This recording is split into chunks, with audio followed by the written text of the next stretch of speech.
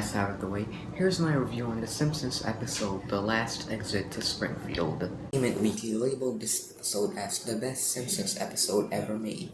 It has a 9.1 rating on IMDb, and it even has a user score of 9.6 on Metacritic. The question is, what do I, Kyle, the 76th smartest man alive, think of this episode? I think it's a brilliant episode. Actually, scratch that. This is the best Simpsons episode ever made.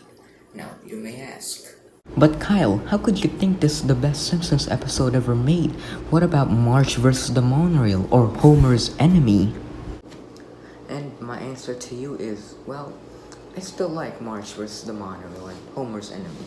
I think they're both brilliant episodes, but I still think The Last Exit to Springfield is the best episode ever made. Here's why. I wanna take you for a ride. This episode is about labor disputes and orthodontics. So long, dental plan! Despite being an odd premise, this is still a brilliant episode, and even though labor disputes and orthodontics, or as I like to call them, dental plans, So long, dental plan! those two topics may not sound too interesting, but somehow this episode just manages to handle those two topics quite brilliantly. The way this episode writes these characters is just perfect. My favorite version of Mr. Burns ever written is probably in this episode.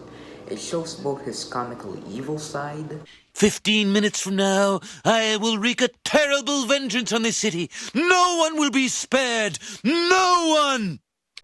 and his childish and energetic side as well.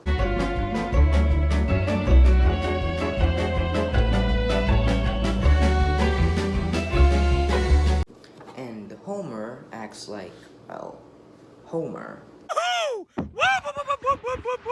Smithers, I'm beginning to think that Homer Simpson was not the brilliant tactician I thought he was.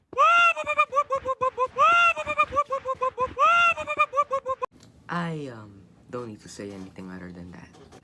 The animation of this episode is simply, well, brilliant. The animation that Beatles parry when Lisa is gassed out was simply brilliant. The jokes in this episode are simply entertaining and hilarious. I love the jokes in this episode. They were just really great, man. I really love them. Yeah, like the gag about Mr. Burns' writer monkeys. This is 1,000 monkeys working at 1,000 typewriters. Soon, they'll have written the greatest novel known to man. Let's see. It was the best of times. It was the blurst of times. You stupid monkey! You shut up. That gag is probably one of my most favorite jokes in this entire show. Also, Yeardley Smith's singing voice in this episode is just great. The Union Strike folk song that was sung by Lisa Simpson, or Yeardley Smith, is one of my favorite songs that were sung in the entire Simpsons series.